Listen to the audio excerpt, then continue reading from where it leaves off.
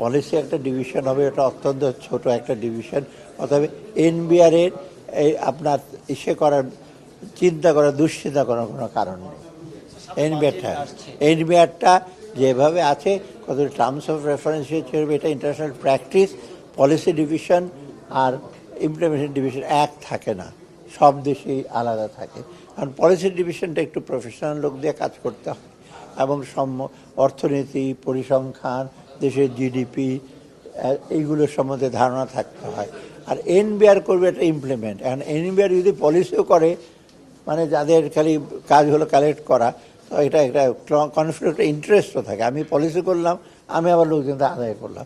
অতএব আপনারা পড়ে দেখেন অন্তর্দেশ রাষ্ট্র বেড়েছে গেজেটে অত্যন্ত, মানে আমি বলে অত্যন্ত চিন্তিতভাবে চিন্তা করে করা হয়েছে। ওদের সাথে যে আলাপ করি না তা না, কারণ আলাপ যদি মনে করেন এনবিআরে হাজার হাজার কর্মচারী সদস্যের সাথে আলাপ করে তা না, যারা মেম্বার সদস্য ডেফিনেটলি তাদের সাথে আলাপ করছে।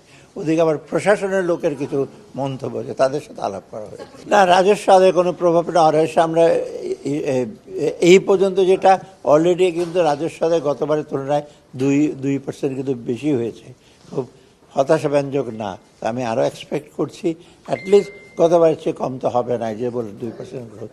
আর মোটামুটি আমরা বাজেটটাকে তো আমরা একটু বাস্তবায়ন করব, একটু বিরাট একটা গ্যাপ নিয়ে আর করব না।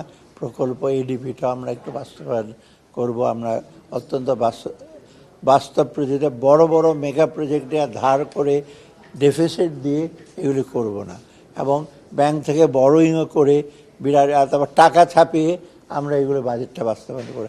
কিছুটা তো ডেফিসিট থাকবে, সেটা পূরণ করবে। আমি তো নেগোশিয়েট করছি আমরা IMF-এর সাথে, ওয়ার্ল্ড ব্যাংকের সাথে প্রজেক্টের ব্যাপারে, সেটা মোটামুটি এখন সাকসেসফুল আমাদের।